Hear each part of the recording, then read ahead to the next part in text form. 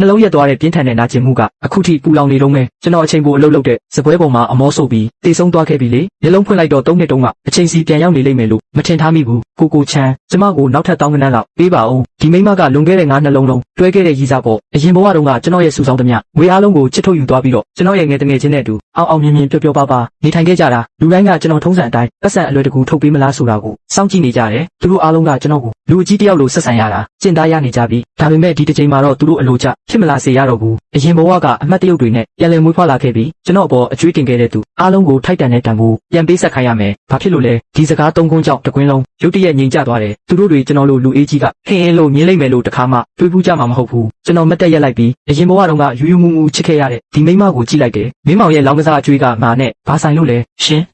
ဲရှင်ဘာပြောလိုက်တာလဲသူမလည်းကျွန်တော်လူပုံအလဲမှာမျက်နှာဖြတ်လိုက်မယ်လို့တခါမှတွေးထားပုံမရဘူးငါမင်းတို့ကိုဘာမှမကြွေးဘူးလို့ပြောတာ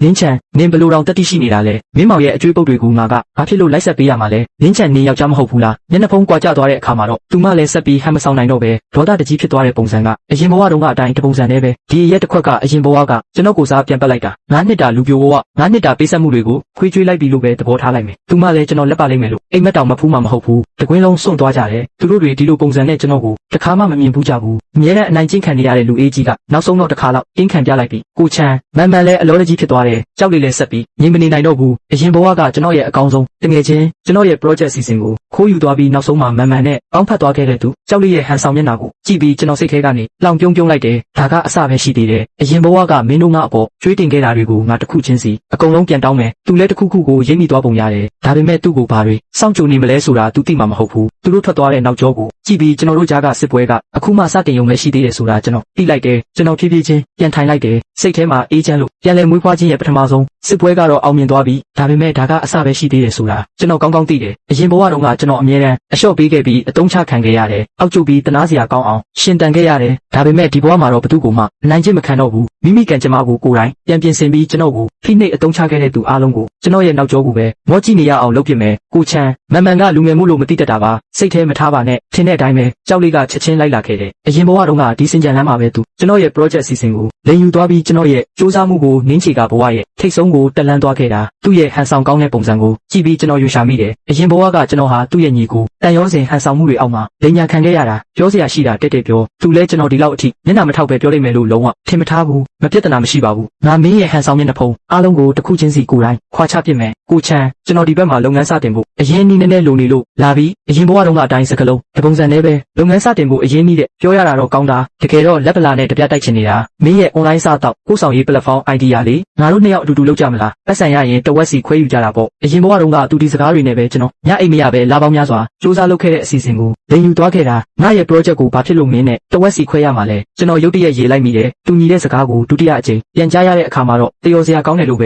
ခံစားရတဲ့ double header ကိုချမ်းမင်းကလည်းဘာစကားတွေပြောနေတာလဲမင်းကရဲ့အစီအစဉ်ကိုခိုးဖို့ကြံနေတာငါမသိဘူးထင်နေလားကျွန်တော်ရှေ့ကိုတလန်တိုးပြီးသူ့ရဲ့တုံလုံးချောက်ချားနေတဲ့ပုံစံကိုကြည့်ကစိတ်ထဲမှာကျဉ်းနှက်သွားတယ်အရင်ဘဝကကျွန်တော်ဟာညီကိုတန်ရောစင်ကိုအလွန်မင်းယုံကြည်ခဲ့မိတာဒီစကားတစ်ခုကသူ့ရဲ့စိတ်ကူးကိုတက်တက်ထိုးနှက်လိုက်တာပဲသူအိမ်မက်တောင်မဖူးမှမဟုတ်ဘူးကျွန်တော်ဒီလောက်ထိရှင်းရှင်းလင်းလင်းသိနေလိမ့်မယ်လို့ကိုချမ်းမင်းကကိုအထင်လွဲနေပြီးအခုထိစင်ကြေပေးနေတော့မယ်ဒီလောက်အထိအခြေအနေရောက်နေတာတော့ဆက်ပြီးတရုပ်ဆောင်ခြင်းနေသေးတယ်သူ့ရဲ့အရေးထူးမှုကိုတကယ်ပဲချီးကျူးမိတယ်ကျွန်တော်ဖုန်းကိုထုတ်ပြီးကျွန်တော်ကြိုတင်မှတ်ပုံတင်ထားတဲ့ဂုံမှတ်တစ်စိတ် trademark ကိုပြလိုက်တယ်ဒီဘဝမှာတော့သူ့ကိုဘာခွင့်ရေးမှထပ်မပေးတော့ဘူးစိတ်မကောင်းပါဘူးဂုံမှတ်တစ်စိတ်ကိုငါကြိုပြီးမှတ်ပုံတင်ထားလိုက်ပြီသူလုံးဝစွန့်သွားတယ်ကျွန်တော်ဘာဖြစ်လို့ဂုံမှတ်တစ်စိတ်ကိုကြိုတင်မှတ်ပုံတင်ထားတယ်လဲဆိုတာသူဘလို့မှစဉ်းစားလို့ရမှာမဟုတ်ဘူးဒါကမူလကသူ့ရဲ့အကွက်ကောင်းတစ်ကွက်ဖြစ်တင်တာသူ့မျက်ဝန်းထဲကရက်ဆက်တဲ့အရေးရောင်ကိုကျွန်တော်မြင်လိုက်တယ်ရပါတယ်ငါစောင့်နေမယ်အရင်ဘဝကမင်းကအပေါ်ဘလို့လုတ်ခဲ့တယ်လဲဆိုတာငါဆဲစပြန်ပေးဆက်ခိုင်းမယ်ကျွန်တော်သူ့ပခုံးကိုပုတ်ပြီးပြောလိုက်တယ်စောင့်ကြည့်ကြသေးတာပေါ့ဂိမ်းကအခုမှစတာကျွန်တော်လှည့်ထွက်လာခဲ့တယ်စိတ်ထဲမှာထူးဆန်းလောက်အောင်အေးချမ်းနေတယ်ဒီဒုတိယမြောက်စစ်ပွဲကိုလည်းကျွန်တော်ထပ်နိုင်ပြန်ပြီ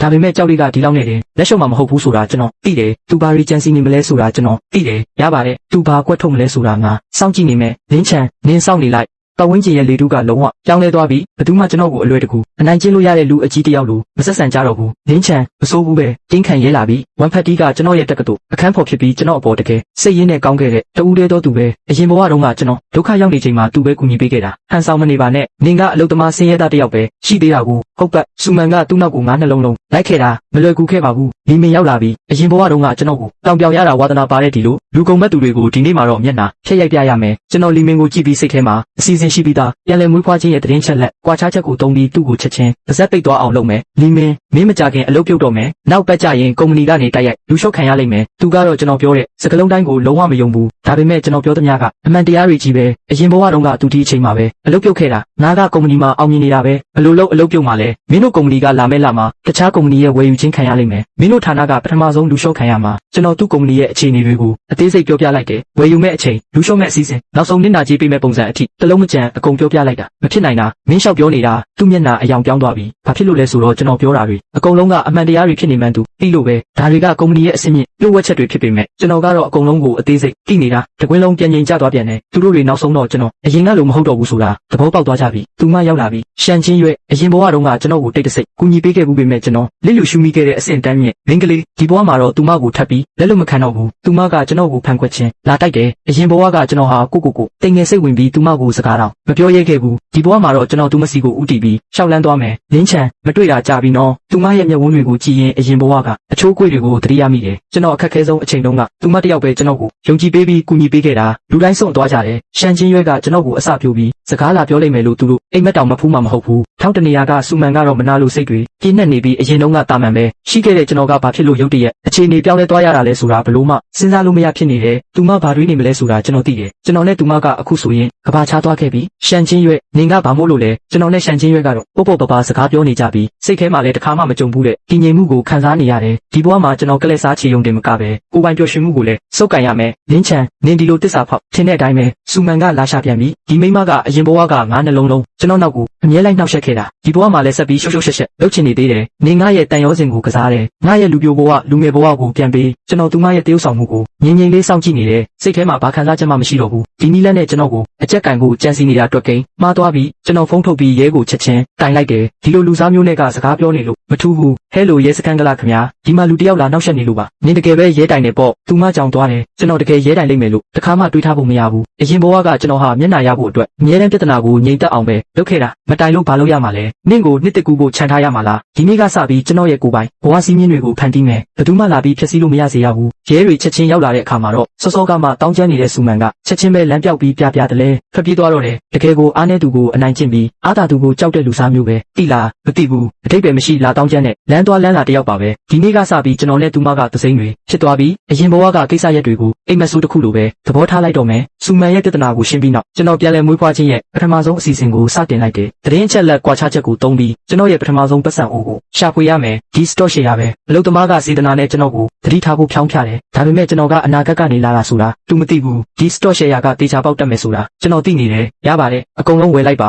ကျွန်တော်မတိုးဆုပ်ခဲ့ဘူးဒါကပြန်လဲမွေးဖွားပြီးနောက်ကျွန်တော်ရဲ့ပထမဆုံးလောင်းကြီးကြီးပဲကျွန်တော်တေချာပေါက်နိုင်မယ်ဆိုတာသိတယ်ဝယ်ယူမှုအောင်မြင်တဲ့အကြောင်းကြားစာကိုကြည့်ပြီးစိတ်ထဲမှာရင်ခုန်သွားတယ်ကျွန်တော်ရဲ့ပထမဆုံးပတ်စံအိုးရတော့မယ်လောက်ခန်းထဲကထွက်လာတော့နေအောင်ကြီးကကျွန်တော်မျက်နှာပေါ်ဖြာကျလာတယ်ကျွန်တော်ရဲ့ဘဝဟာဒီအချိန်ကစပြီးလုံးဝပြောင်းလဲသွားပြီဆိုတာကျွန်တော်သိလိုက်တယ်ကိုလေးသူစတော့ရှယ်ရဝယ်လိုက်ပြီးကြောက်လေးရဲ့တပည့်ကကျွန်တော်နောက်ကိုတောက်လျှောက်လိုက်နေတာဒီလူရုပ်မာကအခုထိလက်မလျှော့သေးဘူးရပါတယ်သူဘာလုပ်မလဲဆိုတာငါစောင့်ကြည့်နေမယ်ဘာစတော့ရှယ်ရလဲစုံစမ်းကြောက်လေးစိတ်မရှိတော့ပဲအကွက်တွေစကြံနေပြီးကျွန်တော်နောက်မှာလူလိုက်နေမှန်းကျွန်တော်သိတယ်ဒါပေမဲ့ဂယုမဆိုင်ဘူးကြောက်လေးကစားချင်တယ်ဆိုရင်ငါသူနဲ့ကောင်းကောင်းကစားပေးမယ်ဒီဘဝမှာဘသူ့ကိုမှကျွန်တော်ရဲ့ခြေလမ်းတွေကိုတားဆီးခွင့်မပေးတော့ဘူးကျွန်တော်ရဲ့စီးပွားရေးအင်ပါယာကိုဒီစတော့ရှယ်ယာကနေပဲစတင်မယ်တစ်ပတ်အကြာမှာတော့ကျွန်တော်ဝယ်ထားတဲ့စတော့ရှယ်ယာက3ရက်ဆက်တိုက်ဈေးနှုန်းအမြင့်ဆုံးကိုရောက်သွားတယ် curve line တရိပ်တက်နေတာကိုကြည့်ပြီးကျွန်တော်ရဲ့ပထမဆုံးပတ်စံအိုးကတော့တေချာသွားပြီဆိုတာသိလိုက်တယ်1 fatty ဖုန်းဆက်လာတယ်သူကကျွန်တော်ထက်တောင်ရင်ခုန်နေသေးတယ်ကိုချမ်းမင်းတကယ်တော်တာပဲတကယ်နက်ဖျားကြနေတာပဲဒီတငယ်ချင်းကိုတော့ဒီဘဝမှာငါနဲ့အတူချမ်းသာအောင်လုပ်ပေးမယ်အတန်းထဲက group ထဲမှာလဲကွက်လောရိုက်သွားကြတယ်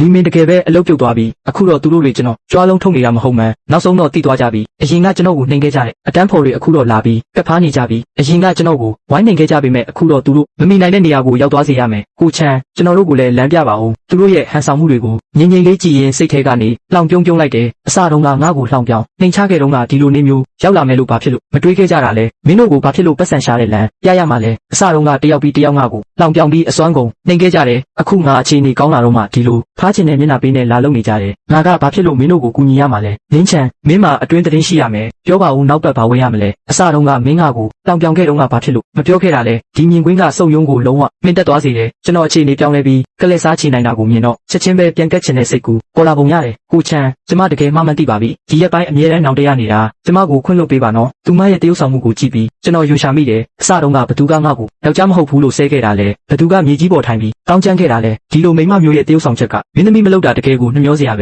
ဲဒါပေမဲ့ကျွန်တော်ကအရင်လိုသူမရဲ့လိမ်ညာမှုကိုခံမဲ့လူအကြီးမဟုတ်တော့ဘူးသူမနဲ့စကားအရှိကြီးမပြောချင်တော့ဘူးဒီလိုလူမျိုးနဲ့စကားတခွန်းကိုပြောရတာကကျွန်တော်ရဲ့အချိန်တွေကိုဖြုံးတီးတာပဲစူမန်ကကျွန်တော်ပတ်စံရသွားတာကိုမြင်တော့တကားအထိလာရှာပြန်တယ်တကယ်ရေးစရာကောင်းတယ်အစတုန်းကသူမငါ့ကိုဘလောက်တောင်နှိမ်ခဲ့တယ်လဲအခုကျတော့မျက်နှာပြောင်တိုက်ပြီးပြန်တွဲဖို့လာတောင်းပန်နေတယ်တကားပြင်ကနေကြားနေရတဲ့ယုံစရာကောင်းတယ်အတန်ကိုကြားပြီးတကယ်ကိုနှမျောစရာကောင်းတယ်လို့ခံစားရတယ်အရင်ဘဝကကျွန်တော်ဟာသူမရဲ့ဒီလိုပုံစံအောက်မှာပဲအယူလောက်ခံခဲ့ရတာကျွန်တော်ချွေတာပြီးရှာခဲ့သမျှပတ်စံတွေကနောက်ဆုံးမှာတော့သူမနဲ့ကြောက်လေးရဲ့တစ္ဆာဖောက်မှုကိုပဲရရှိခဲ့တာတကားဖွင့်လိုက်တော့အလှပြင်ထားတဲ့စူမန်ကိုမြင်ရတယ်ကျွန်တော်စိတ်ထဲမှာတရော်ယုံပဲရှိတော့တယ်သူမကတော့အကျင့်ဟောင်းတိုင်းပဲနင်ဘာလာလောက်တာလဲစူမန်ကကျွန်တော်တကားဖွင့်ပေးတာကိုမြင်တော့ချက်ချင်းပဲကဲတင်ရှင်ကိုမြင်လိုက်ရတယ်လို့မျိုးကျွန်တော်သဘောမတူဘဲနဲ့အခန်းထဲကိုတိုးဝင်လာခဲ့တယ်ကျမကိုချန်ကိုလာပြုစုတာလေကိုချန်တယောက်တည်းနေရတာတေချာပေါက်ပြုစုမဲ့သူမရှိဘူးမလားဝင်ချင်းပဲအိတ်ရှင်မကောင်းလို့ဟန်ဆောင်ပြီးအဝတ်စားကိုလည်းတမင်တကာဖော်ဖော်ချွတ်ချွတ်ဝတ်ထားသေးတယ်ကန်ဆိုးတာကသူမရဲ့ဒီလိုအကွက်တေးသေးလေးတွေကကျွန်တော်မျက်စိထဲမှာတော့လူပြက်တယောက်လိုရေးစရာကောင်းနေတာကိုချန်အရင်ကကျမမသိတတ်ခဲ့လို့ပါကျမတိတ်ပြီးအစင်မချင်းဖြစ်ခဲ့ပါတယ်ကျမမှန်မှန်သိပါပြီကျမတို့ပြန်အစင်ပြေကြရအောင်တော့နောက်ဆုံးနေနဲ့ဘယ်တော့မှရံမဖြစ်တော့ဘူးနင့်ကိုကောင်းကောင်းပြုစုပေးပါမယ်နင်ဘယ်လိုပဲလုပ်လို့ရပါတယ်ဒီလိုလူမျိုးနဲ့စကားပြောနေတာအချိန်ကုန်တယ်ကျွန်တော်သူမရဲ့တရုပ်ဆောင်မှုကိုငြိမ်ငြိမ်လေးစောင့်ကြည့်နေတယ်သူမတရုပ်ဆောင်လို့ပြီးမှကျွန်တော်စကားစပြောတယ်ပြောလို့ပြီးပြီလားပြီးရင်ငါအိမ်ထဲကနေချက်ချင်းလစ်လိုက်တော့ဒီတခါတော့စူမန်ဆက်ပြီးတရုပ်ဆောင်လို့မရတော့ပဲဇာတိရုပ်ပေါ်လာခဲ့ပြီဒါကမှသူမရဲ့ဇာတိရုပ်မှန်ပဲလင်းချန်နေငါကနင့်ကိုလာပြုစုတာကိုနင်ငါအပေါ်ဒီလိုဆက်ဆံနေပေါ့နင်ဘာဖြစ်လို့ဒီလောက်ရက်ဆက်ရတာလဲငါနင့်အတွက်ဒီလောက်ပေးဆက်ခဲ့ရတာကိုနင်စိတ်တဆနာပဲစူမန်တောင်းကျမ်းနေတော့မှပဲတကားခောက်တန်ထွက်လာတယ်ကျွန်တော်တကားဝကိုကြည့်လိုက်တော့ရှန်ချင်းရွက်တကားဝမှာရက်နေတာကိုမြင်ရတယ်သူမအခန်းထဲကအခြေအနေကိုမြင်တော့မျက်ခုံးလေးတစ်ချက်ပိတ်ရုံပဲလုပ်ပြီးဘာမှမပြောဘူးလင်းချန်စာချုပ်ငါယူလာခဲ့တယ်ရှန်ချင်းရွက်အခန်းထဲကိုရှောက်ဝင်လာပြီးတောင်းကျမ်းနေတဲ့စူမန်ကိုတီတီငိမ့်ငိမ့်ပဲကြည့်လိုက်တယ်မျက်ဝန်းထဲမှာတော့အေးဆက်ပြီးအလန်းကွာတဲ့အရေးရောင်တွေနဲ့ပေါ့စူမန်ချက်ချင်းဒေါသထွက်သွားပြီးမောက်မာတဲ့ပုံစံနဲ့တစ်ဖက်လူကိုဖိနှိပ်ဖို့ကြိုးစားတော့တယ်နင်ဘာဖြစ်လို့ဒီမှာရှိနေတာလဲနင်နဲ့လင်းချန်နဲ့ပါဆိုင်လို့လဲငါကသူ့ရဲ့စီးပွားဖက်ပြီးတော့သူ့တငယ်ချင်းပဲဒါနဲ့နင်ကမြေကြီးပေါ်မှာထိုင်ပြီးဘာလို့ငိုနေတာလဲစူမန်မျက်နှာလုံးဝပြတ်သွားတယ်ဒီမိမကဒီလောက်နဲ့တင်လက်လျှော့မှာမဟုတ်ဘူးဆိုတာကျွန်တော်သိတယ်အကွက်ကောင်းတွေကနောက်မှရှိသေးတယ်စူမန်ထွက်သွားရုံပဲရှိသေးတယ်ကြောက်လေးကကျွန်တော်ကိုလက်ဖက်ရည်တောက်ဖို့ချင်းပြန်တယ်သူစေတနာကောင်းတဲ့ချင်းတာမဟုတ်မှန်းကျွန်တော်သိတယ်ဒီဘဝမှာဘသူကဘသူကိုထောင်ချောက်စင်မလဲဆိုတာကြည့်ကြသေးတာပေါ့ကိုလင်းအရင်ကကျွန်တော်မားခဲ့ပါတယ်လူငယ်မို့လို့မသိတတ်ခဲ့တာပါဒီလက်ဖက်ရည်တစ်ခွက်နဲ့ကျွန်တော်တောင်းပန်ပါတယ်အရင်ကကိစ္စတွေကိုတော့ကိုလင်းကသဘောထားကြီးကြီးနဲ့စိတ်ထဲမထားပါနဲ့ကျွန်တော်လက်ဖက်ရည်ခွက်ကိုမော့ပြီးတမုံတောက်လိုက်တယ်လက်ဖက်ရည်ကောင်းမယ်နှမျောစရာပဲဒီလိုလူမျိုးတောက်ရတာသူဆက်ပြီးဘာကွက်ထုတ်မလဲဆိုတာစောင့်ကြည့်ရအောင်ပြောပါငါ့ကိုဘာကိစ္စနဲ့ရှာတာလဲကိုလင်းကျွန်တော်မှာ project ကောင်းတစ်ခုရှိတယ်တေချာပေါက်မျက်မဲ့ဟာကိုလင်းအတွက်တမင်တကာအခွင့်အရေးခြံထားပေးတာတောင်းကနန်းလောက်ပဲရင်းနှီးမြှုပ်နှံလိုက်ရင်လအနေငယ်အတွင်းမှာအစမတန်ပြန်ရလိမ့်မယ်ကျွန်တော်စာချုပ်ကိုတီတီငင်ငင်ပဲလန်တော့ကြည့်လိုက်တယ်ထည့်သွင်းထားတဲ့ထောင်ချောက်တွေနဲ့အနေရဲ့အားလုံးကိုကျွန်တော်ကြိုပြီးသိနေတယ်ဒီ project ကနောက်ဆုံးမှာတထေးကပတ်စံတွေယူပြီးထွက်ပြေးမဲ့ဟာဆိုတာကျွန်တော်ကောင်းကောင်းသိတယ်ကြောက်လေးကကျွန်တော်စာချုပ်ကြည့်နေတာကိုမြင်တော့အလိုလိုနေရင်စိတ်ကြီးဝင်နေပြီးကျွန်တော်စီကပတ်စံတွေကိုဘလို့လေယူရမလဲဆိုတာပဲတွက်ချက်နေတယ်တနာစရာကောင်းတာကသူကိုယ်တိုင်လဲထောင်ချောက်ထဲကိုကြာတော့မဲ့သားကောင်ဖြစ်နေမှန်းသူကိုယ်တိုင်မသိရှာဘူးကျွန်တော်စာချုပ်ကိုချလိုက်ပြီးကြောက်လေးကိုကြည့်တာစိတ်ထဲမှာအစီအစဉ်ရှိပြီးသားမင်းငါကိုထောင်ချောက်ဆင်ခြင်းနဲ့ဆိုရင်ငါအလိုက်တင်မဲ့နေပြီးမင်းကိုပြန်ပြီးထောင်ချောက်ဆင်ဖြစ်မယ်ဒီ project ကမစိုးဘူးပဲအမျက်လဲများပြီးအနေရလဲမရှိဘူးတေချာပေါက်မျက်မှာပဲကြောက်လေးကျွန်တော်စကားကိုကြားတော့မျက်လုံးတွေချက်ချင်းတောက်ပါသွားတယ်ဟုတ်တယ်မလားကိုလင်းကျွန်တော်ပြောသားပဲဒီ project ကတကယ်ကောင်းတယ်လို့ဘယ်လိုလဲနည်းနည်းရင်မလားကျွန်တော်ဟန်ဆောင်ပြီးဝေခွဲမရတယ်လို့လုပ်လိုက်တယ်ပြီးမှကျွန်တော်ရဲ့ကန့်သက်ချက်ကိုပြောလိုက်တယ်ငါရင်းလို့ရတယ်ဒါပေမဲ့မင်းကအရင်ဆုံးတစ်ဝက်ရင်းရမယ်ပြီးတော့ပတ်စံကို project အကောင့်ထဲကိုအရင်လွှဲရမယ်မင်းရဲ့ပတ်စံအကောင့်ထဲရောက်သွားတာကိုငါမြင်ရမှငါဆက်ပြီးရင်းမယ်ကြောက်လေးကျွန်တော်ရဲ့ကန့်သက်ချက်ကိုကြားတော့ကြောင်သွားတယ်သူကလက်ပလာနဲ့တပြားတိုက်ပြီးကျွန်တော်ကိုပတ်စံဆိုင်ခိုင်းကသူကကော်မရှင်ယူမလို့ကြံစည်နေတာကျွန်တော်သူ့ကိုအရင်စိုက်ခိုင်းလိုက်မယ်လို့မထင်ထားဘူးကိုလင်းဒါကတိတ်ပြီးအဆင်မပြေဘူးထင်တယ်မင်းမလို့လာဘူးဆိုရင်လဲထားလိုက်ပါတော့ငါမှကိစ္စရှိသေးလို့အရင်သွားပြီးကျွန်တော်မတ်တက်ရက်ပြီးထွက်သွားဖို့ဟန်ပြင်လိုက်တယ်ကြောက်လေးတေချာပေါက်သဘောတူလိမ့်မယ်ဆိုတာကျွန်တော်သိတယ်နေဦးကိုလင်းရပါတယ်ကျွန်တော်ရင်းပါမယ်ကျွန်တော်အရင်ရင်းလိုက်ရင်ရပြီမလားထင်တဲ့အတိုင်းပဲကြောက်လေးချက်ချင်းလာဆွဲပြီးထက်ခါတလဲလဲသဘောတူတော့တယ်သူဟာလောဘစောတက်နေပြီးဒါကထောင်ချောက်တစ်ခုဖြစ်နေမှလုံးဝမစင်စားမိရှာဘူးကျွန်တော်ပြန်ထိုင်လိုက်ပြီးကြောက်လေးစာချုပ်ချုပ်နေတာကိုကြည့်ကစိတ်ထဲကနေလောင်ပြုံးလိုက်တယ်ကြောက်လေးမင်းပတ်စံတွေထည့်လိုက်ပြီးမှသိစေရမယ်ကိုလင်းဒီ project ကတေချာပေါက်ပတ်စံရမှာငါတို့ညီကိုတွေအတူတူချမ်းသာကြရအောင်ကြောက်လေးစာချုပ်ချုပ်ပြီးနောက်ကျွန်တော်ကိုဂုံယူဝင်းကြွားစွာကြည့်လိုက်တယ်သူတေချာပေါက်တွေးနေလိမ့်မယ်လင်းချန်မင်းပတ်စံတွေထည့်လိုက်ရင်ပြီးပြီပဲလို့နှမျောစရာပဲကျွန်တော်ကလုံးဝရင်းနှီးမြှုပ်နှံဖို့စိတ်ကူးမရှိဘူးဆိုတာ तू မသိရှာဘူးကြောက်လေးကိုဖြည့်ရှင်းပြီးနောက်ကျွန်တော်မြေယာအယောင်းဝယ်စင်တာကိုတိုက်ရိုက်သွားခဲ့တယ်မြေကွက်တစ်ကွက်ရှိတယ်အဲ့ဒီမှာယထာဘူတာစောက်လိုက်မယ်အဲ့ဒီအချိန်ကျရင်မြေဈေးကအ အစမတန်တက်လာမှာအကိုမင်းတကယ်ပဲဒီမြေကွက်ကိုဝယ်မှာတေချာလားဒီမြေကွက်ကိုပဲဝယ်မယ်တခြားသူတွေဒီမြေကွက်ရဲ့တန်ဖိုးကိုမသိကြပေမဲ့ကျွန်တော်ကတော့သိတယ်ဒါကရွှေဦးဦးမဲ့ချက်မှာပဲကိုလေးအဲ့ဒီ project လေးဘာဖြစ်လို့လဲထွက်ပြေးသွားပြီငါပတ်စံတွေအဲ့ဒါငါပတ်စံတွေလေကြောက်လေးကလထိုင်ပေါ်မှာပြစ်ထိုင်ကျသွားတယ်တောင်းကနန်းဆိုတာသူ့ရဲ့စုဆောင်သမျှအများစုပဲကျွန်တော်ကို1600ဖို့ကြံစီခဲ့ပေမဲ့နောက်ဆုံးတော့ကိုယ်တိုင်1600ထဲပြုတ်ကျသွားတာတကယ်ကိုထိုက်တန်ပါတယ်ကိုလေးမကောင်းတော့ဘူးလင်းချံဝယ်ထားတဲ့မြေကွက်ကဈေးတက်သွားပြီမင်းမပြောလိုက်တာလဲဒါဘယ်လိုလုပ်ဖြစ်နိုင်မှာလဲကျွေးတင်နေတဲ့ပတ်စံတွေကိုဘယ်တော့ပြန်ဆက်မှာလဲမြန်မြန်ပြောစမ်းကြောက်လေးကျွန်တော်ကြောက်တောင်းကနန်းလောက်အရှုံးပေါ်သွားတော့စိတ်ထဲမှာဒီဒေါသကိုဘလို့မှမျိုးချနိုင်မှာမဟုတ်ဘူးထင်တဲ့အတိုင်းပဲသူက1ဖက်တီစီကိုဥတီပြီးအကွက်စင်တော့တယ်1ဖက်တီကဝါပေမဲ့အချင်းကတော့ဆွဲရှိတယ်လူတွေဒီလိုလာချင်းချောက်တာကိုသူဘယ်တော့မှအလျှော့ပေးမှာမဟုတ်ဘူးငါပြန်ဆက်ပြီးပြီလေမင်းတို့ဆက်ပြီးဘာလုပ်ချင်နေတာလဲဆက်ပြီးပြီဟုတ်လားဘသူမြင်လဲငါမင်းကိုပြောလိုက်မယ်ဒီနေ့ပတ်စံမဆက်ရင်မင်းရဲ့ခြေထောက်ကိုရိုက်ကျိုးပစ်မယ်မင်းတို့ကတမင်တကာလာပြီးပြဿနာရှာနေတာပဲဒါဘာလုပ်နေကြတာလဲလက်မပါကြနဲ့အောင်ပြောစရာရှိတာကောင်းကောင်းပြောကြလေဖက်တီငါမင်းကိုပြောတာမဟုတ်ပါဘူးလူတွေစီကပတ်စံကျွေးတင်နေတာကိုဘာလို့ပြန်မဆက်တာလဲဒီလိုလုပ်လေမင်းငါနဲ့အတူအလုပ်လုပ်ဒီအကျွေးကိုဆက်เสียမလို့တော့ဘူးဘလို့လဲငါမင်းလိုလိမ့်လေသူနဲ့အတူတူအလုပ်မလုပ်ဘူးမင်းလုပ်ခဲ့တဲ့ညစ်ပတ်တဲ့ကိစ္စတွေကိုမှမသိဘူးထင်နေလားမျက်နှာပေးတာကိုမယူဘူးပေါ့ရိုက်စမ်းသူတို့တွေလက်ပါဖို့ပြင်နေတော့မှာပဲကျွန်တော်ချက်ချင်းထွက်ပြီးတားလိုက်တယ်ငါရဲ့ညီကိုကိုထိရဲတယ်ပေါ့ငါကိုမေးဘူးရဲ့လားအားလုံးလက်ရက်လိုက်ကြလူတိုင်းလှည့်ပြီးကျွန်တော်ကိုကြည့်ကြတယ်အဲ့ဒီအချိန်မှာကျွန်တော်စိတ်ထဲမှာအတွေးတစ်ခုပဲရှိတယ်ငါညီကိုကိုထိရဲတဲ့သူကိုငါထိုက်တန်တဲ့တန်ဖိုးပေးဆက်ခိုင်းရမယ်အရင်ဘဝတုန်းကဝမ်ဖက်တီကကျွန်တော်ကိုကာကွယ်ပေးခဲ့တာဒီဘဝမှာတော့ကျွန်တော်အလှည့်ပေါ့သူဘယ်လောက်ကြွေးတင်နေလဲငါဆက်ပေးမယ်ကြောက်လေးကျွန်တော်ကိုမြင်တော့တိတိတတ်တာတုံလောက်သွားတယ်ဒါပေမဲ့ဟန်ဆောင်ပြီးတည်ငြိမ်နေတော့မယ်သူကသူစင်ထားတဲ့ထောင်ချောက်ကအဖြစ်ပြောစရာမရှိအောင်ပြေဆုံးနေတယ်လို့ထင်နေတာဒါမင်းနဲ့မဆိုင်ဘူးဝင်မရှုံးနဲ့မင်းကညီကိုထောင်ချောက်စင်နေတာကိုငါနဲ့မဆိုင်ဘူးဟုတ်လားကြောက်လေးမင်းကလူတိုင်းကိုအယူထင်နေတာလားကောင်းကောင်းလှုပ်ဆန်းဖြစ်တတ်နေရင်သူ့ကိုရိုက်နှက်ပြီးငါနဲ့အတူအလုပ်လုပ်ဖို့အကြက်ကင်ရမယ်ပတ်စံကတော့မင်းတို့ကိုရှုံးမှာမဟုတ်ဘူးလူမိုက်တွေအတန်သွင်းထားတာကိုကြားတော့သူတို့တွေကြောက်လေးရဲ့လိန်ညာချင်းကိုခံလိုက်ရမှန်းသိသွားကြတယ်သူတို့ကပတ်စံရလို့အလုပ်လာလုပ်ပေးတာပြဿနာထဲမှာမပါချင်ကြဘူးကြောက်လေးလူမိုက်တွေအကုန်လုံးထွက်ပြေးသွားတာကိုမြင်တော့မျက်နှာဖြူလျော်သွားတယ်သူစင်ထားတဲ့အကွက်ကကျွန်တော်ကြောင့်ပြတ်သွားပြီမင်းငါကိုကလိန်ကကြစ်လုပ်တယ်ပေါ့မင်းကိုကလိန်ကကြစ်လုပ်တာလားအပြန်လန်းပါပဲမင်းကြောက်လေးကလည်းဘာမှရိုးသားဖြောက်မှတ်တဲ့သူမဟုတ်ပါဘူးပတ်ဝန်းကျင်ကလမ်းသွားလမ်းလာတွေကလည်းဝိုင်းပြီးလက်ညှိုးထိုးပြောဆိုနေကြတယ်ကြောက်လေးမျက်နှာလုံးဝပြက်ပြီးအရှက်ရစွာထွက်ပြေးသွားတော့တဲ့တေချာကြံစီထားတဲ့ထောင်ချောက်ကလူပုံလည်းမှာဖွင့်ချခံလိုက်ရတော့ဒီတစ်ကွက်မှာတော့သူ့လုံးဝရှုံးနေသွားခဲ့ပြီးဝမ်ဖက်တီကျွန်တော်ကိုကြည့်လိုက်တယ်ဒီညီကိုတော့အရင်ဘဝတုန်းကသူကျွန်တော်အတွက်အသက်ပေးခဲ့တာဒီဘဝမှာတော့သူ့ကိုဘယ်တော့မှစိတ်ဆင်းရဲအောင်မလုပ်တော့ဘူးဘယ်လိုလုပ်မလဲသူပိုပြီးတော်လာပြီးစိတ်ချပါငါမှသူ့ကိုတတ်ဖို့နီးလန်းရှိပါတယ်လင်းချန်ထွက်ခဲ့စမ်းအထဲမှာပုံနေတာယောက်ျားလားကြောက်လေးနဲ့စူမန်တို့ကြံစီထားတဲ့ရလက်ကတော့စူမန်ရဲ့မောင်စူချန်ကိုလာပြီးပြဿနာရှာခိုင်းတာပဲစူချန်ဆိုတဲ့ဒီလောင်းကစားသမားကအရင်ဘဝတုန်းကကျွန်တော်သူ့ဖင်ကိုလိုက်စေးပေးခဲ့ရတာမနှဲဘူးအခုဆိုရင်ကျွန်တော်ကုမ္ပဏီထိလာပြီးပြဿနာရှာရဲတယ်ပေါ့တကယ်ကိုမသေးဘူးပဲငါအမကိုကြွေးတင်နေတဲ့ပတ်စံတွေကိုဒီနေ့တေချာပေါက်ပြန်ဆက်ရမယ်မဟုတ်ရင်နေ့ရဲ့ကုမ္ပဏီစုပ်ကိုရိုက်ခွဲပစ်မယ်လူမိုက်တွေကလည်းနောက်ကနေဝိုင်းပြီးအော်ဟစ်နေကြတော့အခြေအနေကခစ်တာအတွင်းမှာရှုပ်ထွေးသွားတယ်ပတ်စံဆက်မြန်မြန်ဆက်မဆက်ရင်ကုမ္ပဏီကိုရိုက်ခွဲပစ်မယ်ကျွန်တော်အပေါ်ကနေအောက်ကအယုတ်ဆိုးလာတဲ့ပြဆက်ကိုအေးဆက်စွာကြည့်နေတယ်ဒီလိုကွက်သေးလေးတွေကိုအရင်ဘဝတုန်းကကျွန်တော်အများကြီးမြင်ပူးပြီးသားပြောပလောက်စရာမရှိပါဘူးကိုချမ်းဘယ်လိုလုပ်မလဲအဲ့ဒီကောင်ကအောက်မှာအရန်တောင်းကျမ်းနေတယ်ကျွန်တော်တို့ရုံးလုပ်ငန်းတွေကိုတော့ထိခိုက်နေပြီကျွန်တော်လူနှဲငယ်ခေါ်ပြီးသူတို့ကိုမောင်းထုတ်လိုက်ရမလားအလောတကြီးမလုံနဲ့ဖက်တီငါရဲတိုင်ထားပြီးလူခေါ်ပြီးမောင်းထုတ်ရုံတင်ဆိုရင်သူတို့အတွက်တက်တာလုံးရကြလိမ့်မယ်ရဲတွေချက်ချင်းရောက်လာတယ်စူချန်ကရဲတွေကိုမြင်ပေမဲ့မကြောက်တဲ့အပြင်ပို့ပြီးတော့တောင်အောက်မှာလာသေးတယ်သူကရဲတွေကသူ့ဘက်ကနေအကျွေးတောင်းပေးမယ်လို့ထင်နေတာမင်းတို့ဘာလုပ်နေကြတာလဲလမ်းပေါ်မှာလူစုလူဝေးနဲ့ပြဿနာရှာနေတာအများပြည်သူအေးချမ်းမှုကိုနှောက်ယှက်နေတာဒါကဥပဒေဖောက်ဖျက်တာမှမသိဘူးလားရဲဘော်ရဲကြီးရဲ့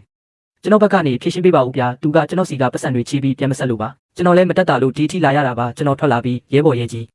းသူကလောင်းကစားသမားတစ်ယောက်ပါဒါကသူလောင်းကစားဝိုင်းမှာတင်ထားတဲ့အကျွေးစာချုပ်ပြီးတော့ဒါကသူလူစုလူဝေးနဲ့လောင်းကစားလုပ်ထားတဲ့တက်တွေပါသူအခုလုပ်နေတာကချင်းချောက်ငွေမြစ်တာပ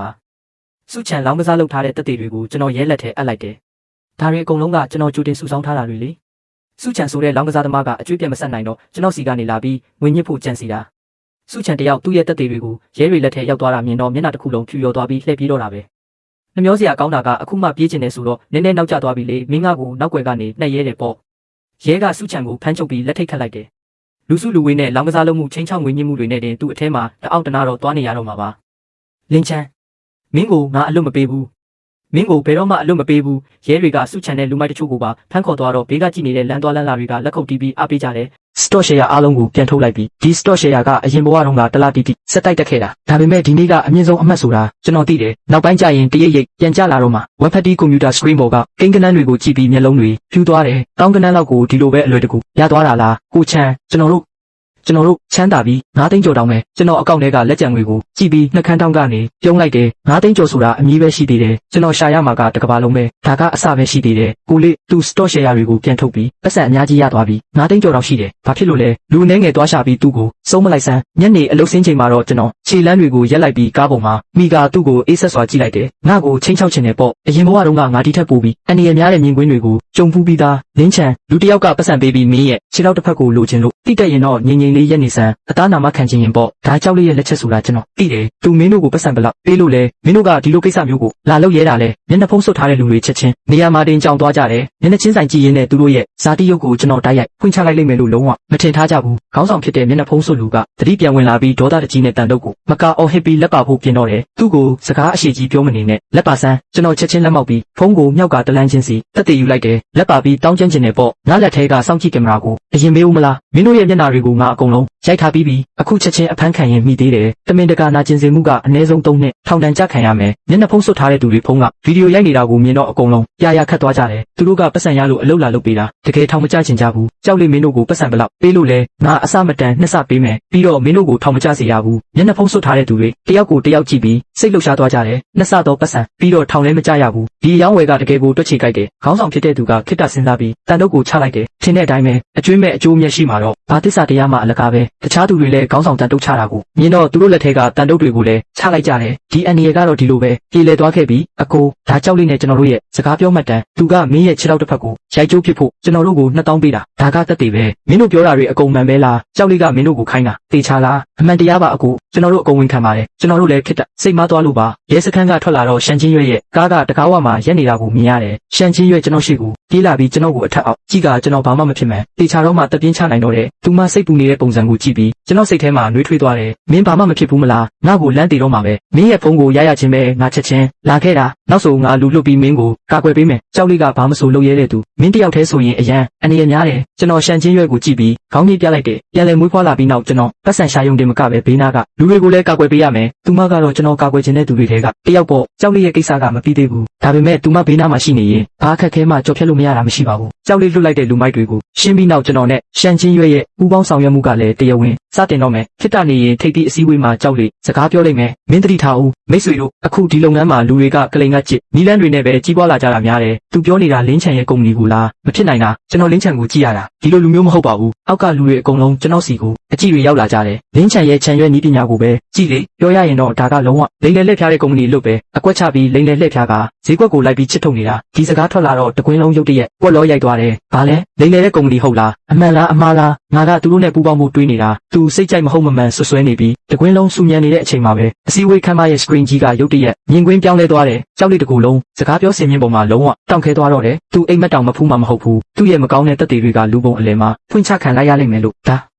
့ဒါကဘာလဲဘသူလောက်တာလဲဒါတွေအကုန်လုံးကရှန်ချင်းရွက်လောက်ထားတာသူမကြောက်လေးဒီလိုလုပ်လိမ့်မယ်ဆိုတာကြိုတင်တွက်ဆက်ထားပြီးသားမို့လို့ကြိုပြီးပြင်ဆင်ထားတာတက်တွေအားလုံးကိုထုတ်ပြလိုက်တာပဲကောင်းပါပြီမန်နေဂျာရှန်တကွင်းလုံးပွက်လောရိုက်သွားပြီးသတင်းထောက်တွေကလည်းဝိုင်းအောင်လာကြောက်လေးကိုမေးခွန်းတွေကြဆက်မေးတော့တယ်သူအစကမဟုတ်မမှန်ဆွဆွဲခဲ့တာတွေကအခုတော့ရေးစရာဖြစ်သွားပြီဒီတက်တွေတွေကအမှန်ပဲလားတကယ်ပဲလက်ပေးခဲ့တာလားမင်းအခုဘလောက်တိမ်းရှောင်ခဲ့လဲဖယ်ကြအကုန်ဖယ်ကြဒါကမဟုတ်မမှန်ဆွဆွဲတာကြောက်လေးရှက်ရစွာနဲ့အစည်းအဝေးခန်းမထဲကနေထွက်ပြေးသွားတော့တယ်ဒီဘဝမှာတော့သူဒီခန်းမထဲကိုပြန်လာရဲတော့မှမဟုတ်ဘူးမင်းကြောင့်ပါချင်းရွက်ဒီနေ့အခြေအနေကမင်းသာမရှိရင်ငါဒီလောက်လွယ်လွယ်ကူကူနဲ့ပြန်ပြီးအသာစီးရမှာမဟုတ်ဘူးငါတို့ကစီးပွားဖက်တွေပဲလေဒါကငါလုပ်တင်လုပ်ထိုက်တာပါဒီအစီအစဉ်လေးကိုရှင်းပြီးနောက်ကျွန်တော်တို့လည်းလှုပ်ထုံးလုပ်နီးအားလုံးကိုတရားဝင်ပြီးမြောက်အောင်လုပ်လိုက်ကြတယ်ကျွန်တော်တို့ရဲ့ကုမ္ပဏီနောက်ဆုံးတော့တီထောင်နိုင်ခဲ့ပြီးခြံရွက်နီးပညာနောက်ဆိုရင်ငါတို့ကစီးပွားဖက်တွေပေါ့စီးပွားဖက်တွေမကြခင်မှာပဲကျွန်တော်တို့ရဲ့ခြံရွက်နီးပညာကတရားဝင်ဖွင့်လှစ်ခဲ့တယ်ဒါကပြန်လည်မွေးဖွားပြီးနောက်ကျွန်တော်ဘဝရဲ့စစ်မှန်တဲ့ပထမဆုံးခြေလမ်းပဲကြိုးဆိုပါတယ်မန်နေဂျာလင်းမန်နေဂျာရှန်အရင်ဘဝကဒီချိန်တုန်းကကျွန်တော်ကြောက်လေးစီမှာအလုပ်လုပ်ပေးနေရပြီးသူ့အတွက်ပဲအကျိုးမြတ်တွေရှာပေးခဲ့ရတာဒါပေမဲ့ဒီဘဝမှာတော့ကျွန်တော်မှာကိုယ်ပိုင်ကုမ္ပဏီရှိနေပြီဂုဏ်ယူပါတယ်မန်နေဂျာလင်း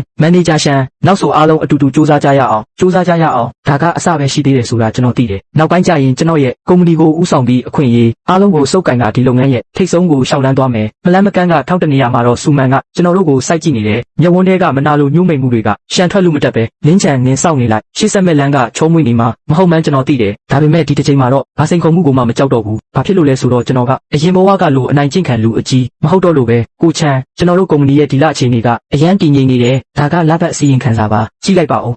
းဒီမှာထားလိုက်ဖြစ်တာနေရင်ငါကြည့်လိုက်မယ်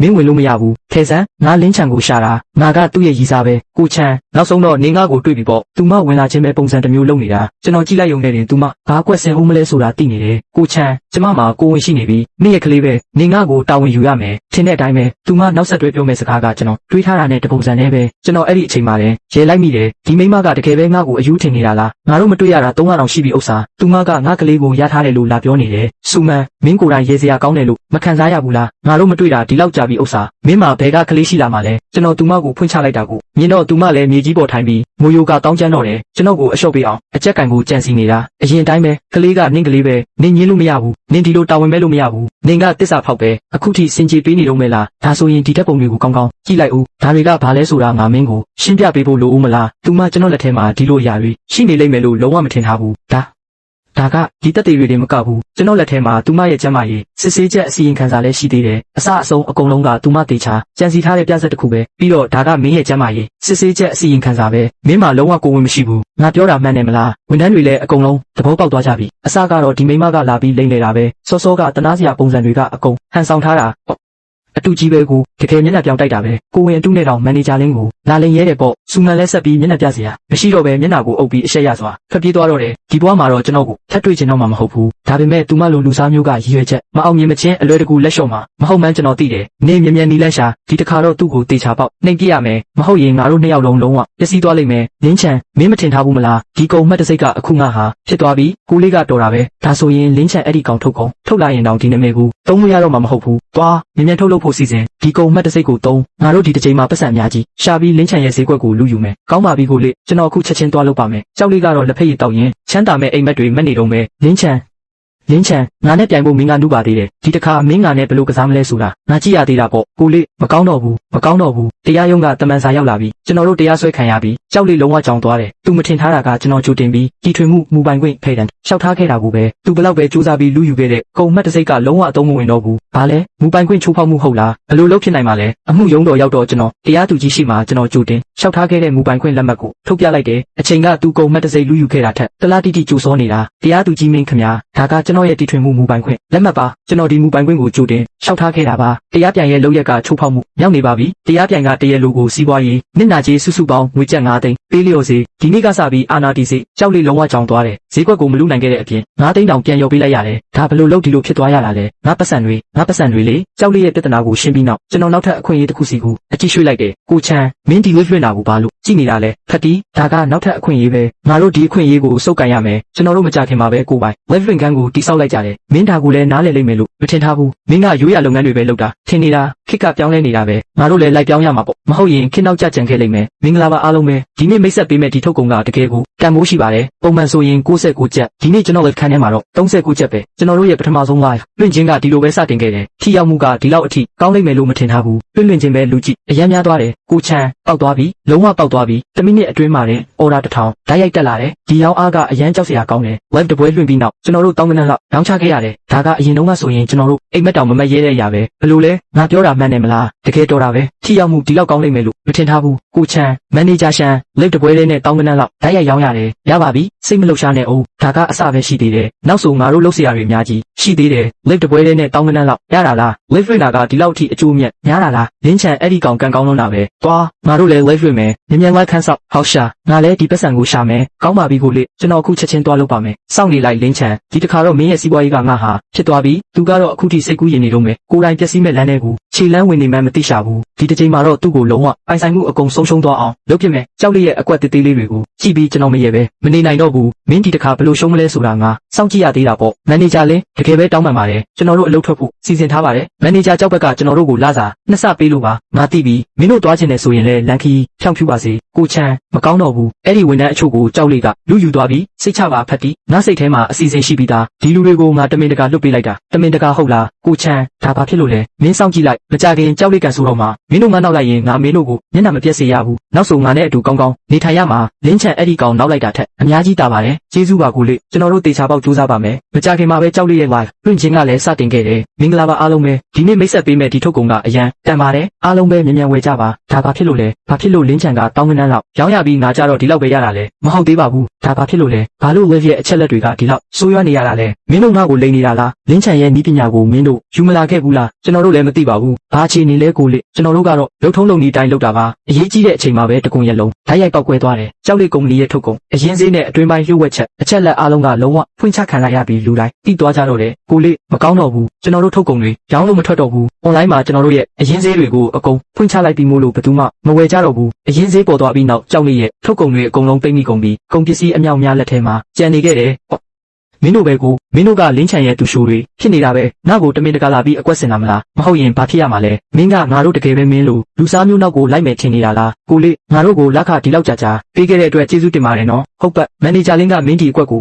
သုံးမယ်ဆိုတာကြိုတင်တွက်ဆထားပြီးသားမင်းကနုပါသေးတယ်ကြောက်လေးပတ်စံဆက်မင်းငါတို့ကိုကြွေးတင်နေတဲ့ကုန်ဖိုးတွေကိုဘယ်တော့ပေးမှလဲချက်ချင်းပဲကုန်ပစ္စည်းပေးသွင်းသူတွေလည်းရောက်လာကြတယ်သူတို့တွေကြောက်လေးရဲ့ကုမ္ပဏီအဆင်မပြေတော့ဘူးလို့ကြားတာနဲ့အကျွေးလာတောင်းကြတာမဟုတ်ရင်ကုမ္ပဏီကပစ္စည်းတွေကိုယူပြီးအကျွေးဆက်ရမယ်ကြောက်လေးလုံးဝအကျက်ရိုက်သွားပြီဟဲလို့ငါကြောက်လေးငါ့ကိုလူတယောက်ပြန်ပေးဆွဲပေးစမ်းငါလင်းချံကိုချင်းချောက်ချင်လို့သူ့ရဲ့မိန်းမရှန်ချင်းရွယ်ကိုအရင်ဖမ်းငါ့ကိုပတ်စံပေးဖို့သူ့ကိုအကျက်ကင်မယ်ကြောက်လေးဒီလိုလုပ်လိုက်မယ်ဆိုတာကျွန်တော်ကြိုသိနေလို့အဆအဆုံးလူလွတ်ပြီးသူ့ရဲ့လှုပ်ရှားမှုတိုင်းကိုစောင့်ကြည့်ခိုင်းထားတာသူလစာနှစ်ဆနဲ့လူခေါ်တာကစလို့နောက်ဆက်တွဲအရာအားလုံးကကျွန်တော်ရဲ့ထိန်းချုပ်မှုအောက်မှာပဲရှိနေတာကိုချမ်းကြောက်လေးအဲ့ဒီကောင်ယူနေပြီသူတကယ်ပဲပြန်ပေးဆွဲဖို့ကြံနေတာငါတို့မြန်မြန်ရဲတိုင်ရအောင်အလုံးမကြီးနဲ့သူ့ကိုလာခိုင်းလိုက်သူနောက်ဆုံးဘာအကွက်ကစားမလဲဆိုတာငါစောင့်ကြည့်ချင်လို့အရင်ဘဝတုန်းကသူကနီလန်းပေါင်းစုံနဲ့ကျွန်တော်ကို6ထဲတွန်းချခဲ့တာဒီဘဝမှာတော့သူကိုယ်တိုင်လုပ်ခဲ့တဲ့အခုတို့ရဲ့အရာတာကိုညီးစမ်းခိုင်းရမယ်ဒီတစ်ချိန်မှာတော့သူ့ကိုလုံးဝပြန်မထလာနိုင်အောင်လုပ်ဖြစ်မယ်ထင်တဲ့အတိုင်းပဲမကြခင်မှာပဲကြောက်လေးရဲ့လူတွေလက်ပါတော့တယ်သူတို့တွေချင်းရွက်ကိုပြစ်မှတ်ထားပြီးပြန်ပေးဆွဲကကျွန်တော်ကိုအကြက်ကင်ကိုကြံစီကြတာမြန်မြန်လို့အတန်မထွက်နဲ့မဟုတ်ရင်တက်ဖြစ်မယ်သူတို့က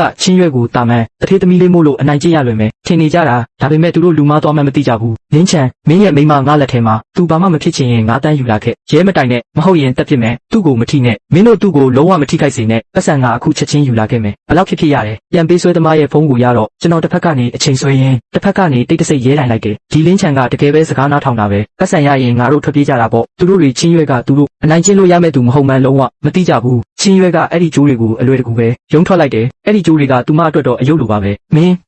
ဘယ်လိုယုံထွက်လိုက်တာလဲမင်းတို့လောက်နဲ့ငါ့ကိုပြန်ပေးဆွဲချင်တာလားပြန်ပေးဆွဲသမားတယောက်တတိဝင်လာပြီးသူမကိုလာဖမ်းတော့ချင်းရွက်ကတိုက်ရိုက်ပခုံးကျော်လွှဲချလိုက်ပြီးသူ့ကိုလဲကျသွားစေတယ်လှုပ်ရှားမှုကတွက်လက်ချက်ကြလာတယ်တခြားပြန်ပေးဆွဲသမားတွေအဲ့ဒီအချိန်မှာလည်းကြောင်သွားကြတယ်သူတို့တွေဒီမိမကလုံးဝအေးဆေးတဲ့သူမဟုတ်မှန်းနောက်ဆုံးတော့သဘောပေါက်သွားကြပြီမင်းကဘာတူလဲငါကဘာတူလဲဟုတ်လားမင်းတို့ငါ့ကိုပြန်ပေးဆွဲတော့ကမစုံစမ်းခဲ့ကြဘူးလားမကြခင်မှာပဲချင်းရွက်ကပြန်ပေးဆွဲသမားအားလုံးကိုနှိမ်နှင်းလိုက်တယ်တယောက်ချင်းစီမြေကြီးပေါ်မှာလဲကြပြီးမလုံနိုင်တော့ပဲအော်ဟဲ့ညီးတွားနေကြတော့တယ်ဒီလူတွေကိုရှင်းပြီးနောက်ချင်းရွက်ကလက်ကိုပုတ်ပြီးဘာမှမဖြစ်ခဲ့တယ်လို့မျိုးပဲစောစောကအရာတွေကတွေးပူလေးချင်းခံလှုပ်လိုက်တယ်လို့ပါပဲဒီလောက်အစွမ်းစားလေးနဲ့ပြန်ပေးဆွဲရဲတဲ့ပေါ့တကယ်ရှက်မရှိတာကျွန်တော်ရဲတွေကိုခေါ်ပြီးရောက်လာတော့နေရာမှာတင်ဆုံသွားတယ်ချင်းရွက်ကကျွန်တော်ကိုမြင်တော့ပြုံးပြီးနှုတ်ဆက်သေးတယ်ဘာမှမဖြစ်ခဲ့တယ်လို့မျိုးပဲစိတ်မကောင်းပါဘူးမင်းကိုစိတ်ပူစေမိပြီးငါဘာမှမဖြစ်ပါဘူး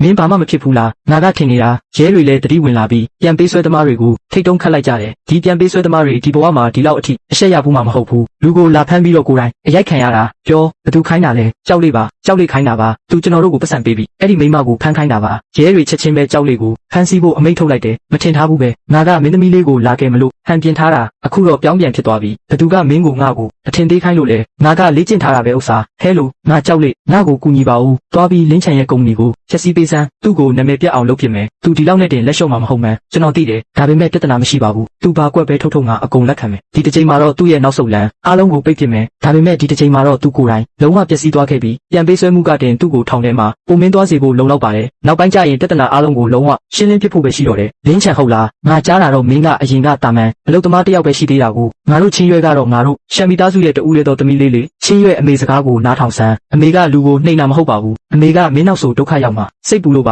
ါအမေသမီးကြိုက်တာသူ့ရဲ့လူပုဂ္ဂိုလ်ကိုပါသူ့ရဲ့ပတ်စံကိုမဟုတ်ပါဘူးဦးလေးအန်တီဦးလေးတို့စိတ်ပူနေတာကိုကျွန်တော်သိပါတယ်ဒါကကျွန်တော်တို့ကုမ္ပဏီရဲ့ဘဏ္ဍာရေးအစီရင်ခံစာပါပြီးတော့ဒါကကျွန်တော်မကြခင်ကလုပ်ခဲ့တဲ့ပရဟိတလှူဒါန်းမှုမှတ်တမ်းပါဦးလေးတို့ကြည့်နိုင်ပါတယ်ချင်းရွဲအဖေကအစီရင်ခံစာကိုယူပြီးကြည့်လိုက်တော့ခိတ္တအတွင်းမှာစွန့်သွားတယ်သူလုံးဝမထင်ထားတာကကျွန်တော်ကုမ္ပဏီကဒီလောက်အထိအောင်မြင်နေလိမ့်မယ်လို့ဘလို့မှထင်မထားခဲ့ဘူးလေအဲ့ဒီနောက်သူကပရဟိတအလှငွေစည်းရင်းတွေကိုထက်ကြည့်ပြီးကျွန်တော်တောင်ပေါ်ဒေတာကစာတင်ကျောင်းတွေအတွက်စာတင်ဆောင်တွေစောက်ဖို့တိမ်ပေါင်းတောင်းချီလှူဒန်းထားတာကိုမြင်တော့သူ့မျက်လုံးအယောင်တွေချက်ချင်းပြောင်းသွားတယ်ကောင်းတယ်လူငယ်လေးမင်းကတကယ်လူမှန်းငါအစောကြီးကလေးကမတိခဲ့မိဘူးပဲလင်းချံမင်းနဲ့ချင်းရွဲတို့တွဲဖို့ငါသဘောတူပါတယ်ကျွန်တော်တို့ရဲ့အခြေရေးကနောက်ဆုံးတော့ချင်းရွဲရဲ့မိဘတွေစီကနေအတိမတ်ပြုမှုကိုရရှိခဲ့ပါပြီအဖေအမေကျေးဇူးတင်ပါတယ်ဦးလေးနဲ့အန်တီလည်းကျေးဇူးအများကြီးတင်ပါတယ်ဗျာလင်းချံချင်းရွဲကိုမင်းလက်ထဲအပ်လိုက်ပြီးနော်သမီးလေးကိုကောင်းကောင်းထားပါဝမ်းနဲ့အောင်မလုပ်ပါနဲ့ဦးလေးစိတ်ချပါကျွန်တော်တေချာပေါက်ဂရုစိုက်ပါပါချ ချင်းရွက်သမီးနောင်ကြရင်နှစ်ယောက်သားအဆင်ပြေပြေနေကြနော်ဒါဆိုအမေလဲစိတ်အေးရပြီအမေသမီးသိပါပြီညဘက်မှာတော့ကျွန်တော်တို့နှစ်ယောက်ရှန်အိမ်တော်ရဲ့ပန်းချန်ထဲမှာလမ်းလျှောက်နေကြတယ်လာတာရောင်ကကျွန်တော်တို့အပေါ်ဖြာကျနေပြီအငွေ့တက်လေးကတကယ်ကိုရိုမန်တဆန်လုံးပါတယ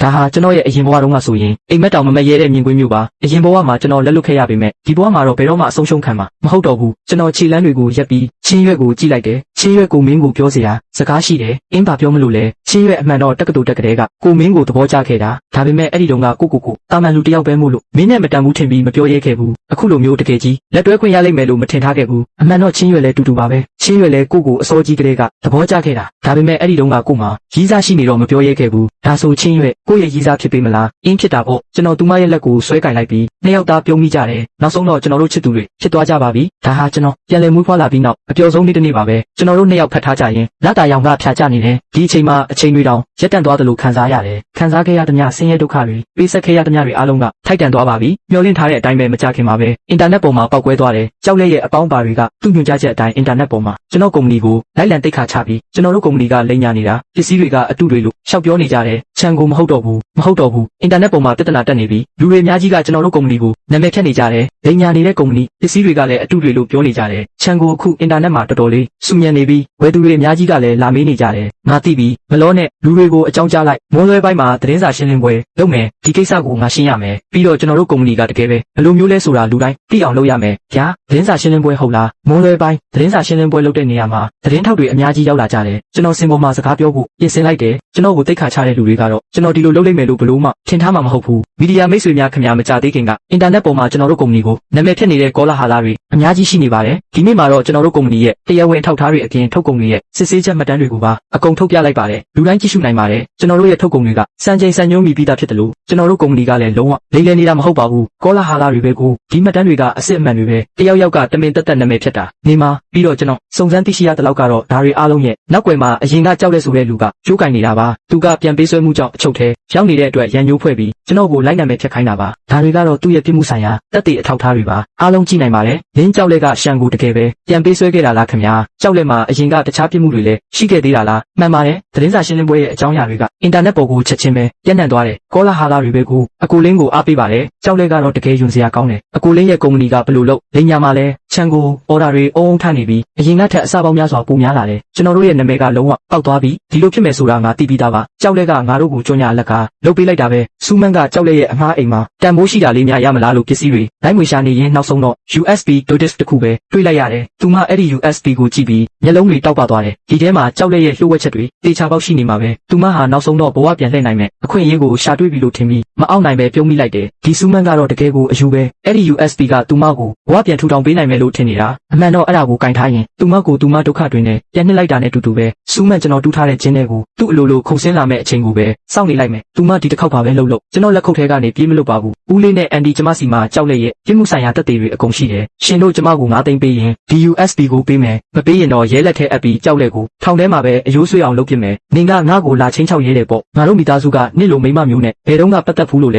ကြောက်ဖခင်ကတော့ဒေါသတွေထွက်သွားတယ်ဒီမိမကသူ့အိမ်ထိလာပြီးဝင်ညစ်ရဲလိမ့်မယ်လို့သူထင်မထားဘူးလေကျမကိုလာပြီးဟန်ဆောင်မနေနဲ့ပတ်စံပေးမလားမပေးဘူးလားမပေးရင်အခုချက်ချင်းရဲစခန်းသွားမယ်အဲ့ဒီကြရင်တော့ကြောက်လက်ရဲ့အလောင်းကိုပဲလာကောက်ဖို့ပြင်ထားလိုက်ကောင်းပြီငါပတ်စံပေးမယ်9သိန်းတော့မနှက်ဖြန်ကော်ဖီဆိုင်မှာလာလဲမယ်ပတ်စံနဲ့ပစ္စည်းတစ်ပြိုင်နဲ့လဲကြမယ်အစကတည်းကဒီလိုလုပ်ရင်ပြီးနေတာပဲသူတို့ဒီလိုလုပ်မယ်ဆိုတာကျွန်တော်အစောကြီးကတည်းကတွက်ထားပြီးသားမို့လို့စူးမန့်ကိုအမြဲတမ်းစောင့်ကြည့်နေကြတာသူမရဲ့လှုပ်ရှားမှုတိုင်းကိုကျွန်တော်အကုန်သိတယ်သူမကကြောက်လက်ရဲ့မိဘတွေကိုဝင်ညစ်ချင်နေတာတကယ်ကိုယူလုံးပါတယ်ဟဲလိုရဲရရှိချမ်းမနှက်ဖြန်စူးမန့်ကကြောက်လက်ရဲ့မိဘတွေနဲ့ကော်ဖီဆိုင်မှာအယောင်းဝယ်လုပ်လိမ့်မယ်ခင်ဗျားတို့အဲ့ဒီအချိန်ကျရင်လူကိုတန်းဖန်းလိုက်ရုံပဲနောက်တစ်နေ့မှာတော့နှစ်ယောက်သားချိန်ထားတဲ့အတိုင်းကော်ဖီဆိုင်မှာတွေ့ကြတယ်နှစ်ယောက်လုံးကတစ်ဖက်လူဘာလက်ကွက်သုံးမလဲဆိုပြီးတော်တော်လေးသတိကြီးကြီးထားနေကြတာဒါပေမဲ့ရဲတွေကသူတို့ကိုအစောကြီးကတည်းကစောင့်နေတယ်ဆိုတာတော့သူတို့မသိကြဘူးစူးမန့်နဲ့ကြောက်ဖခင်တို့ကပစ္စည်းတွေကိုစာပွဲပေါ်တင်လိုက်ကြပြီးတစ်ဖက်လူကလူပြေးမှကြောက်လို့မျက်တောင်မခတ်တန်းစိုက်ကြည့်နေကြတယ်အဲ့ဒီအချိန်မှာပဲအရက်ဝတ်ရဲတွေကရုတ်တရက်ပြေးထွက်လာပြီးနှစ်ယောက်လုံးကိုဖမ်းချုပ်ကလက်ထိတ်ချက်ချင်းခတ်လိုက်တယ်နှစ်ယောက်လုံးကြောင်သွားကြတာပေါ့ရဲတွေဘယ်လိုဖြစ်လို့ရောက်လာတာလဲဘာဖြစ်တာလဲနင်ရဲတိုင်လိုက်တာလာ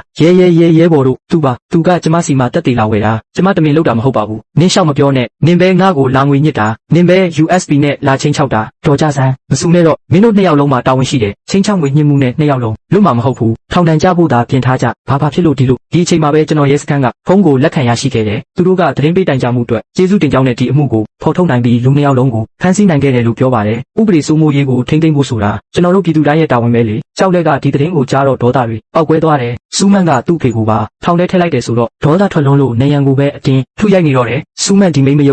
ုတ်ငါရဲ့အစီအစဉ်ကြီးကိုဖျက်ဆီးပစ်တယ်ကျွန်တော်စီအချုပ်ခန်းကဖုံးလာတယ်ကြောက်လက်ကကျွန်တော်ကိုတွေးကျင်လို့တဲ့ကျွန်တော်ပြုံးပြီးသဘောတူလိုက်တယ်ကျွန်တော်ဘဝတစ်ခုလုံးကိုဖျက်ဆီးခဲ့တဲ့ဒီလူမနွားနောက်ဆုံးမှာဘလို့ပုံစံဖြစ်သွားမလဲဆိုတာကိုကျွန်တော်လည်းကြည့်ချင်နေတာခြံကိုကြောက်လက်ကိုတွားတွေးမလို့လားကျွန်တော်လိုက်ခဲ့ပေးရမလားမလိုပါဘူးသူဒီလိုဖြစ်နေတာကိုဘာလုပ်နိုင်အောင်မလဲကျွန်တော်အန်ဆွဲတဲ့ကကျွန်တော်စုဆောင်းထားတဲ့ကြောက်လက်ရဲ့ပြစ်မှုဆိုင်ရာတက်တဲ့အထောက်အထားတွေကိုကြည့်လိုက်တယ်မနှက်ဖြန်ဟာကျွန်တော်တို့ရဲ့နောက်ဆုံးစကားပြောပွဲဖြစ်လိမ့်မယ်အရင်ဘဝကရန်ညိုးတွေနောက်ဆုံးတော့အပြည့်ရှင်းရတော့မယ်လင်းချံခယူးဆိုင်အောင်တော့ငါအပြင်မှာစောင့်နေမယ်စိတ်ချပါချင်းရွယ်ဘာမှမဖြစ်ပါဘူးကျွန်တော်ကားတကားကိုပိတ်လှည့်ပြီးလက်ပြလိုက်ကအချုပ်ခန်းထဲကိုရှောက်လန်းဝင်သွားခဲ့တယ်လူတွေ့ခန်းထဲရောက်တော့မှန်ချက်ရဲ့တစ်ဖက်မှာထိုင်နေတဲ့ကြောက်လက်ကိုကြည့်လိုက်တယ်သူကစပင်တွေရှုပ်ပွားပြီးမျက်လုံးတွေကယူသွတ်နေတယ်အရင်ကအချိန်ဝါရှိခဲ့တဲ့သူနဲ့ဆိုရင်လုံးဝလူနှစ်ယောက်လိုပါပဲကြောက်လက်ကကျွန်တော်ကိုကြည့်ပြီးအတင်းပြုံးပြရင်ပြောလာတယ်လင်းချံမင်းနိုင်သွားပါပြီသူကအလျှော့ပေးစကားပြောရင်ကျွန်တော်လွတ်ပေးမယ်လို့ထင်နေတာလင်းချံမင်းတော်ပါတယ်ငါရှုံးသွားပြီငါလုံးဝအရှုံးပေးပါတယ်ဒါပေမဲ့မင်းတိတ်မตายရနဲ့ဦးငါအပြင်ပြန်ရောက်တာနဲ့မင်းကိုလွတ်ထားမှာမဟုတ်ဘူးမင်းကိုတေချာပေါက်ကလက်စားချီမှာကြောက်လက်ကသူ့ရဲ့ဗီဇကိုပြင်မရသေးပဲကျွန်တော်ကိုလာပြီးချင်းချောင်းနေတော့မယ်မင်းဒီတဘဝလုံးအပြင်ပြန်ထွက်ရတော့မှာမဟုတ်ဘူးဒါကိုကြည့်လိုက်ဦးဒါတွေကမင်းရဲ့ပြစ်မှုတက်တွေအကုန်ပဲလိမ်လည်မှုလက်ပေးမှုအခွန်ရှောင်မှုပြီးတော့ပြန်ပေးဆွဲမှုတစ်ခုချင်းစီတိုင်းကအထင်ရှားပဲကြောက်လက်ကအဲ့ဒီစာရွက်စာတမ်းတွေကိုကြည့်ပြီးမျက်နှာတစ်ခုလုံးဖြူဖြော့သွားတယ်ကျွန်တော်ကသူ့ရဲ့ပြစ်မှုတက်တွေအကုန်လုံးကိုဒီလောက်အထိစုံလင်းစုဆောင်းထားနိုင်လိမ့်မယ်လို့သူထင်မထားခဲ့ဘူးလေဒီတက်တွေကခိုင်မာလုံးလို့မင်းကိုထောင်ဒဏ်10စုနှစ်တစ်ခုကျော်တေချာပေါက်ကြခံစေလိမ့်မယ်ကျွန်တော်မှားသွားပါတယ်ချမ်းကိုကျွန်တော်တကယ်မှားမှန်းသိပါပြီကျွန်တော်တောင်းပန်ပါတယ်ကျွန်တော်ထောင်ထဲမှာ10စုနှစ်ချီပြီးမနေချင်ဘူးကျွန်တော်ကိုလွှတ်ပေးပါဗျာကျွန်တော်စီကပတ်စံတွေအကုန်လုံးမင်းကိုပေးပါမယ်အကုန်ပေးမယ်အစတုန်းကမင်းငါကိုဒုက္ခပေးခဲ့စဉ်တုန်းကကောဒီလိုနေမျိုးရောက်လာမယ်လို့မတွေးခဲ့ဘူးလားငါကိုလွှတ်ပေးဖို့ရောမတွေးခဲ့ဘူးလားနောက်ကျသွားပြီးကြောက်လက်မင်းအခုဘာပြောအပူပဲထောင်ထဲမှာပဲကောင်းပြုပြင်ပြောင်းလဲပြီးလူသစ်စိတ်မွေးမြူလိုက်ပါဒါကမင်းအတွက်တစ်ခုတည်းသောထွက်ပေါက်ပဲကျွန်တော်မတက်ရက်ပြီးထွက်လာခဲ့တယ်ကြောက်လက်ကတော့ထိုင်ကုန်ပေါ်မှာအသက်မပါသလိုခွေချန်ရစ်ခဲ့တယ်သူလုံးဝသွားပြီးဒီတဘဝလုံးပျက်စီးသွားပြီဆိုတာသူသိသွားပြီလေကျွန်တော်အချုပ်ခန်းထဲကထွက်လာခဲ့တယ်ရင်ထဲမှာစုပြုံနေတဲ့ရန်ညိုးရန်စာတွေအားလုံးဥတုံပြောက်ွယ်သွားပါပြီချင်းရွက်ကကားထဲမှာငြိမ်လေးစောင့်နေပေးရှာတယ်အကုန်အဆင်ပြေသွားပြီလားအင်းပြဿနာတွေအခက်ခဲတွေအားလုံးပြီးဆုံးသွားပါပြီအခြားတစ်ဖက်မှာတော့စူးမန်ကသူမဒုက္ခရောက်တော့မယ်ဆိုတာအစောကြီးကလေးကတိလို့ပစ္စည်းတွေအတင်းသိမ်းပြီးထွက်ပြေးဖို့ပြင်တော့တယ်ဒီဘကိုထွက်ပြေးနိုင်ရင်ရဲတွေသူမကိုဖမ်းနိုင်မှာမဟုတ်ဘူးလို့တွေးနေတာသူမကလေရင်လက်မှတ်ကိုခိုးဝယ်ပြီးနှာခေါင်းစည်းနဲ့အုပ်ထုပ်ဆောင်ကလေစိတ်ကိုရောက်လာခဲ့တယ်လေရင်စီးပြီးနိုင်ငံခြားကိုထွက်ပြေးဖို့ပေါ့လုံခြုံရေးစစ်ဆေးရေးဂိတ်ကိုဖျက်ကျော်နိုင်ရင်ပဲပြေးနိုင်ပြီလို့သူမထင်နေတာစူးမန်နင်ကပြပထွက်ခွာခွင့်ပိတ်ပင်ခံထားရတယ်ငါတို့နဲ့လိုက်ခဲ့ပါဘာလို့ဖြစ်လို့လဲစူးမန်ကကျွန်တော်တို့လေစိတ်ကိုအစောကြီးကလေးကအကြောင်းကြားပြီးသူမကိုပြပထွက်ခွာခွင့်ပိတ်ခိုင်းထားတယ်ဆိုတာမသိခဲ့ဘူးလေရဲတွေကသူမကိုအစောကြီးကလေးကစောင့်နေတာမို့လို့လုံခြုံရေးဂိတ်ဝမှာတယ်ဖမ်းဆီးခြင်းခံလိုက်ရတယ်စူးမန်ကိုရဲတွေကဆွဲခေါ်သွားတယ်သူမဘလောက်ပဲယုံအပူပါပဲဒီတစ်ခေါက်တော့သူမဘလို့မှပြေးမလွတ်တော့ဘူးစူးမန်နင်ကလိမ်လည်မှုအများပြားနဲ့ပတ်သက်နေတဲ့အတွက်ငါတို့အခုတရားဝင်အမှုဖွင့်စုံစမ်းစစ်ဆေးမယ်လိမ်လည်မှုကျမလိမ်လည်မှုမလုပ်ထားပါဘူးစူးမန်ကကြမ်းပြင်ပေါ်ခွေချသွားတယ်သူမမယုံနိုင်ဘူးဖြစ်နေတာသူမကချင်းချောင်းငွေညှစ်မှုလောက်ပဲဆိုတော့အများဆုံးထောင်နဲ့အနှဲငယ်ပဲကြက်မဲ့ထင်နေတာအရင်ကသူမလုပ်ခဲ့တဲ့လိမ်လည်မှုတွေအကုန်လုံးပါအစပေါ်ခံလိုက်ရလိမ့်မယ်လို့မထင်ထားဘူးလေရဲတွေကသူမရဲ့လိမ်လည်မှုတက်တွေကိုထုတ်ပြပြီးပြစ်မှုအလုံးပေါင်းပြီးထောင်ဒဏ်ကြခံရမယ်လို့ပြောလိုက်တယ်ဒါဟာသူမခံရမယ်ဝကြွေးပါပဲမကြခင်မှာပဲတရားရုံးကစီရင်ချက်ချလိုက်တယ်